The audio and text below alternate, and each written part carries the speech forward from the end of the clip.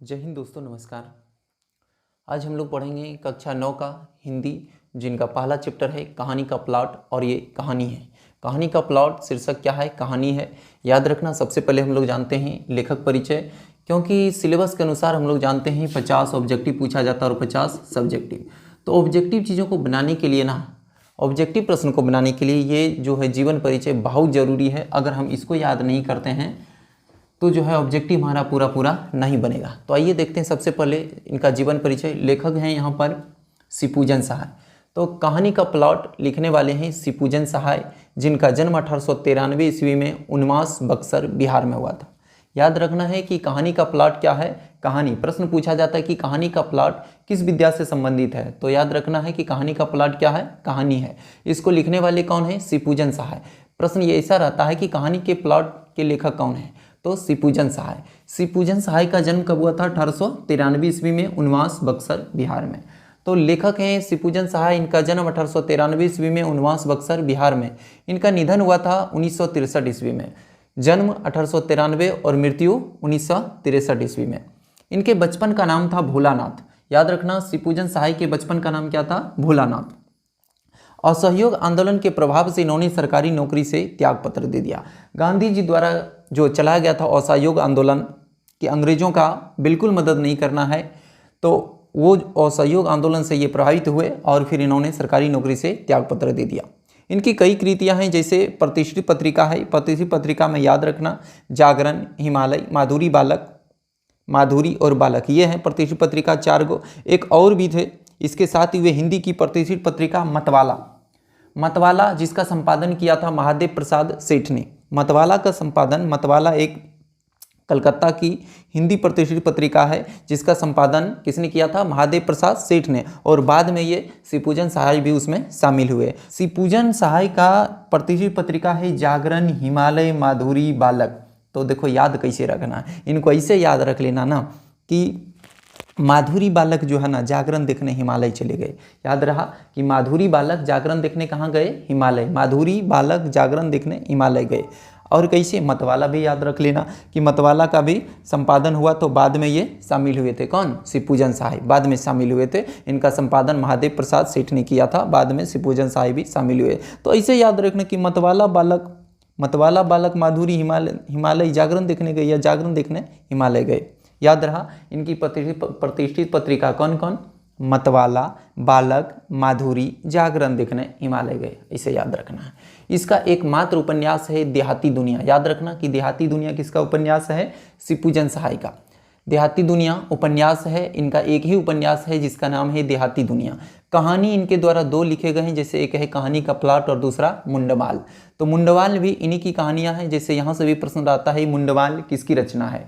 मुंडमाल किसकी रचना है? तो शिवपूजन सहाय का। कहानी का प्लॉट और मुंडमाल इनकी 2 प्रमुख कहानियां हैं। इनके द्वारा पुस्तकें भी लिखा गया, जैसे विभूति, देहाती दुनिया, 2 घड़ी, वे दिन वे लोग, बिंब प्रतिबिंब। तो ये जो 5 है ये पुस्तक है इनका। कौन कौन पुस्तक? याद रखना, विभूति, देहाती दुनिया, 2 घड़ी, वे दिन वे लोग और बिंब प्रतिबिंब। पुस्तक है विभूति, देहाती दुनिया, 2 घड़ी, वे दिन वे लोग और बिंब प्रतिबिंब। अंत में याद रखना कि इनकी रचनाओं का संकलन शिवपूजन रचनावली नाम से 4 खंडों में बिहार राष्ट्रीय भाषा परिषद पटना द्वारा प्रकाशित हुआ है। तो प्रश्न ये पूछा जाता है कि शिवपूजन सहाय की रचनाओं का संग्रह किस नाम से प्रकाशित हुआ? तो किस नाम से? इनकी रचनाओं का संग्रह शिवपूजन रचनावली नाम से प्रकाशित हुआ। इनकी रचनाओं का संग्रह किस नाम से प्रकाशित हुआ? इनकी रचनाओं का संग्रह शिवपूजन रचनावली नाम से प्रकाशित हुआ। एक बार फिर से रिपीट करते हैं। याद रखना कि कहानी का प्लॉट किसके द्वारा लिखा गया? तो कहानी का प्लॉट जो पहला चैप्टर है ये एक कहानी है और इसके लिखने वाले हैं शिवपूजन सहाय। शिवपूजन सहाय के बचपन का नाम है भोलानाथ। इनका जन्म 1893 ईस्वी में उन्मास बक्सर बिहार में हुआ था और मृत्यु 1963 ईस्वी में। असहयोग आंदोलन के प्रभाव से इन्होंने सरकारी नौकरी से त्यागपत्र दे दिया। इनकी कृतियां प्रतिष्ठित पत्रिका क्या बताए कि माधुरी बालक जागरण देखने हिमालय गए। इतना याद रखना। प्रतिष्ठित पत्रिका कौन है? कि माधुरी बालक जागरण देखने हिमालय गए। मतवाला भी साथ में याद कर लेना है। इसके बाद इनका एक उपन्यास है कौन? देहाती दुनिया। देहाती दुनिया इनका एकमात्र उपन्यास है, और कहानी 2 हैं, कहानी का प्लॉट और मुंडमाल। पुस्तकें हैं ये सब 5 गो, जैसे विभूति, देहाती दुनिया, 2 घड़ी, वे दिन, वे लोग और बिंब प्रतिबिंब, ये सब पुस्तकें हैं। इनकी रचनाओं का संकलन श्रीपूजन रचनावली नाम से 4 खंडों में बिहार राष्ट्रीय भाषा परिषद पटना द्वारा प्रकाशित हुआ। तो इनका नोट्स जरूर बनाना है, और नोट्स बना के इनको रिवाइजिंग करते रहना है, ताकि ऑब्जेक्टिव प्रश्न एक भी ना छूटे। पहला नंबर प्रश्न है, लेखक ने ऐसा क्यों कहा कि कहानी लिखने योग्य प्रतिभा भी मुझ में नहीं है, जबकि यह कहानी श्रेष्ठ कहानियों में एक है। प्रश्न ये है कि लेखक ऐसा क्यों कहता है कि कहानी लिखने योग्य प्रतिभा मुझ में नहीं है, जबकि ये इतनी अच्छी कहानी है, ये श्रेष्ठ कहानियों में से एक है। तो ध्यान रखना है, लेखक ने ऐसा इसलिए कहा कि लेखक के अनुसार, लेखक का कहना है कि कहानी लेखक ने ऐसा इसलिए कहा क्योंकि उनके अनुसार, यानी किसके अनुसार, लेखक के अनुसार, उसके अनुसार कहानी लेखक को स्वभावतः यानी स्वभाव से कला मर्मज्ञ होना चाहिए, जबकि वे खुद को साधारण कलाविद भी नहीं मानता है। मतलब इतना याद रखना है कि लेखक ने ऐसा इसलिए कहा क्योंकि लेखक के अनुसार कहानी लेखक को कैसा होना चाहिए, तो कला मर्मज्ञ होना चाहिए। याद रखना कि लेखक के अनुसार कहानी लेखक को कैसा होना चाहिए, कला मर्मज्ञ होना चाहिए, जबकि वह खुद को यानी श्रीपूजन सहाय अपने आप को साधारण कलाविद भी नहीं मानता है। तो पहला पॉइंट ये याद रखना, और दूसरा ये याद रखना कि वैसे भी ये जो कहानी है ना, कहानी का प्लॉट इनकी प्रारंभिक रचना है, और प्रारंभिक रचना अर्थात शुरुआत की रचना है। प्रारंभ में हर लेखक को ये संदेह माने डर यानी भय बना रहता है कि पता नहीं उनकी रचना अच्छी होगी या नहीं। तो वैसे भी लेखक की यह प्रारंभिक रचना थी, प्रारंभ में हर लेखक को यह संदेह बना रहता है कि उनकी रचना अच्छी होगी या नहीं। तो याद रहा, क्या लिखेंगे बताइए। पहला पॉइंट याद रखना है कि लेखक ने ऐसा क्यों कहा, लेखक ने ऐसा इसलिए कहा क्योंकि लेखक के अनुसार जो है कहानी लेखक को स्वभाव से कला मर्मज्ञ होना चाहिए। याद रखना कि लेखक के अनुसार कहानी लेखक को कैसा होना चाहिए, स्वभाव से कला मर्मज्ञ होना चाहिए, जबकि वे खुद को साधारण कलाविद भी नहीं मानते हैं। और वैसे भी लेखक की ये प्रारंभिक रचना है, लेखक की ये प्रारंभिक कहानी है, और प्रारंभ में हर लेखक को ये संदेह बना होता है कि उनकी रचना अच्छी होगी या नहीं। 2 पॉइंट में इसका आंसर खत्म कर देना है। पहला पॉइंट याद रखना, लेखक ने ऐसा क्यों कहा, तो याद रखेंगे पहला पॉइंट कि लेखक ने ऐसा इसलिए कहा क्योंकि लेखक के अनुसार जो है कहानी लेखक को स्वभावतः यानी स्वभाव से कला मर्मज्ञ होना चाहिए, जबकि वे साधारण कलाविद भी नहीं है। हाँ, दूसरा पॉइंट याद रखना कि वैसे भी ये जो कहानी है ना, लेखक की ये प्रारंभिक रचना है, और प्रारंभ में हर लेखक को ये संदेह बना होता है, ये डर बना होता है कि पता नहीं उसकी रचना अच्छी होगी या नहीं। तो ये रहा इसका आंसर। दूसरे का नंबर प्रश्न है कि लेखक ने भगजोगिनी नाम ही क्यों रखा। मतलब कि लेखक ने लड़की का जो नाम मान लिया गया, क्या माना, भगजोगिनी। लेखक ने लड़की का नाम भगजोगिनी क्यों रखा, तो आंसर बोलेंगे कि लेखक ने लड़की का नाम भगजोगिनी इसलिए रखा क्योंकि एक तो वो गरीब थी, और दूसरा देहात की होते हुए भी इतना देखने में अति सुंदर थी। तो क्या लिखेंगे, लेखक ने, आंसर में लिखना है कि लेखक ने लड़की का नाम भगजोगिनी इसलिए रखा क्योंकि वह गरीब तथा देहाती होते हुए भी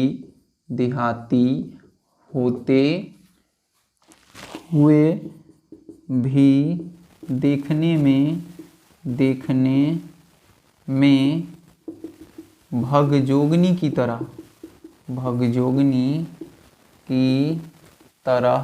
अति सुंदर थी।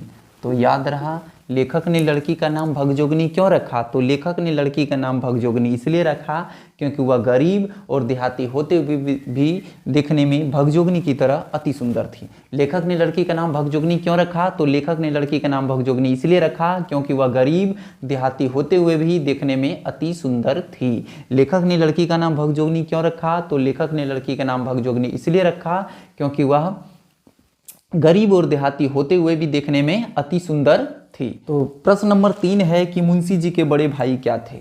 मुंशी जी के बड़े भाई क्या थे? तो याद रखना है कि मुंशी जी के बड़े भाई क्या थे? पुलिस दारोगा थे।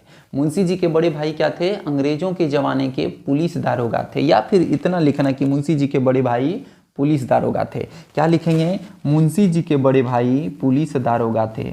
मुंशी जी के बड़े भाई पुलिस दारोगा थे।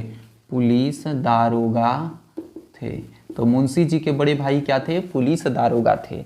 प्रश्न एक याद रखना कि लेखक ने ऐसा क्यों कहा कि कहानी लिखने योग्य प्रतिभा भी मुझ में नहीं है, जबकि यह कहानी श्रेष्ठ कहानियों में से एक है। याद रहा कि लेखक ने ऐसा इसलिए कहा क्योंकि लेखक का विचार है या फिर लेखक खुद के अनुसार मानता है कि कहानी लेखक को कैसा होना चाहिए? कहानी लेखक को स्वभाव से कला मर्मज्ञ होना चाहिए, जबकि वे खुद को साधारण कलाविद भी नहीं मानते हैं। और वैसे भी लेखक की ये प्रारंभिक रचना है और प्रारंभ में हर लेखक को ये संदेह बना होता है कि उनकी रचना अच्छी होगी या नहीं। दूसरा प्रश्न है कि लेखक ने भगजोगनी नाम क्यों रखा? तो लेखक ने लड़की का नाम भगजोगनी इसलिए रखा क्योंकि वह गरीब और देहाती होते हुए भी भगजोगनी की तरह देखने में अति सुंदर थी। तीसरा नंबर प्रश्न, मुंशी जी के बड़े भाई क्या थे? तो मुंशी जी के बड़े भाई अंग्रेजों के जमाने के पुलिस दारोगा थे, या फिर अंग्रेजों के समय के पुलिस दारोगा थे, या फिर इतना आंसर लिखना, मुंशी जी के बड़े भाई एक पुलिस दारोगा थे। मुंशी जी के बड़े भाई क्या थे? एक पुलिस दारोगा थे। नेक्स्ट नंबर प्रश्न है प्रश्न संख्या 4 कि दारोगा जी की तरक्की रुकने की क्या वजह थी? दारोगा जी तरक्की क्यों नहीं कर पाई? मतलब दारोगा पद पर थे और वहीं पर रह गए, आगे पोस्ट पर नहीं बढ़ पाए, ऐसा क्यों?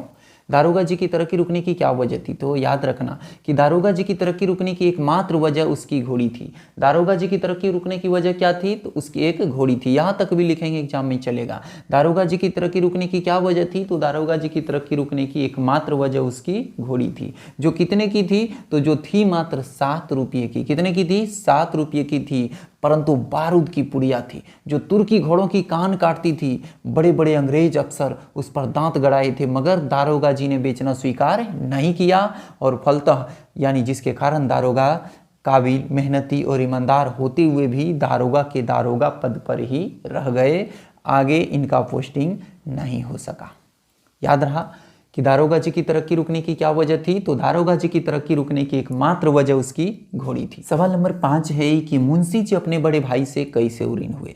यानी मुंशी जी अपने बड़े भाई का श्राद्ध कर्म करके कैसे निपटाए? तो याद रखना, मुंशी जी के जो बड़े भाई थे पुलिस दारोगा, इसने जितना कमाया अपने समय में सब का सब अपने समय में ही खत्म कर डाला, फूंक डाला। मरने के बाद इसके पास एक मात्र घोड़ी बची थी, इन्हीं को बेचकर मुंशी जी अपने बड़े भाई से उरीन हुए। तो लिखना आंसर लिखेंगे कि मुंशी जी के बड़े भाई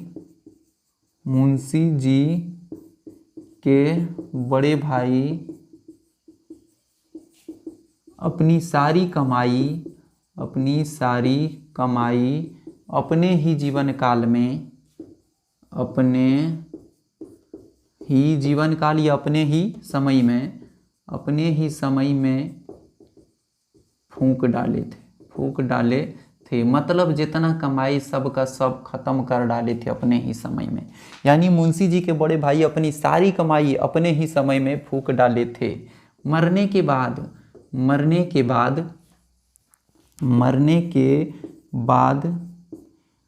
उनके पास, यानी किसके पास? मुंशी जी के पास मरने के बाद एक घोड़ी बची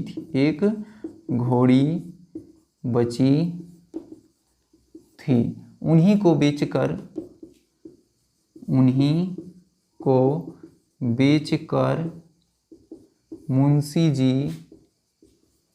मुंशी जी अपने बड़े भाई से उरीन हुए।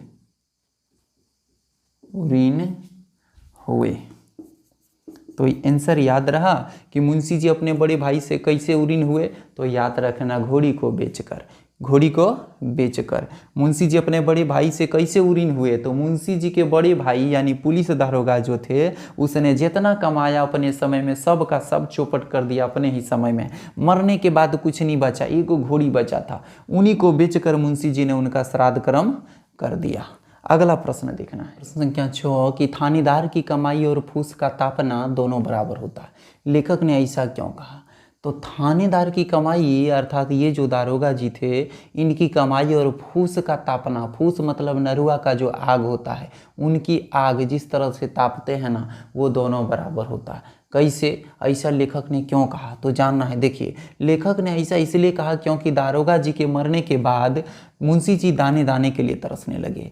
लेखक ने ऐसा क्यों कहा? तो लेखक ने ऐसा इसलिए कहा क्योंकि दारोगा जी के मरने के बाद मुंशी जी दाने दाने के लिए तरसने लगे। अतः लेखक ने थानेदार की कमाई को भ्रष्ट तरीके से कमाई गई संपत्ति कहते हैं, जो टिकाऊ नहीं होता है। तो लेखक ने थानेदार की कमाई को भ्रष्ट तरीके से कमाई गई संपत्ति कहे हैं, जो टिकाऊ नहीं होता है। तो आंसर फिर से रिपीट करेंगे। लेखक ने ऐसा इसलिए कहा क्योंकि दारोगा जी के मरने के बाद मुंशी जी दाने दाने के लिए तरसने लगे। लेखक ने ऐसा क्यों कहा? तो लेखक ने ऐसा इसलिए कहा क्योंकि दारोगा जी के मरने के बाद मुंशी जी दाने दाने के लिए तरसने लगे।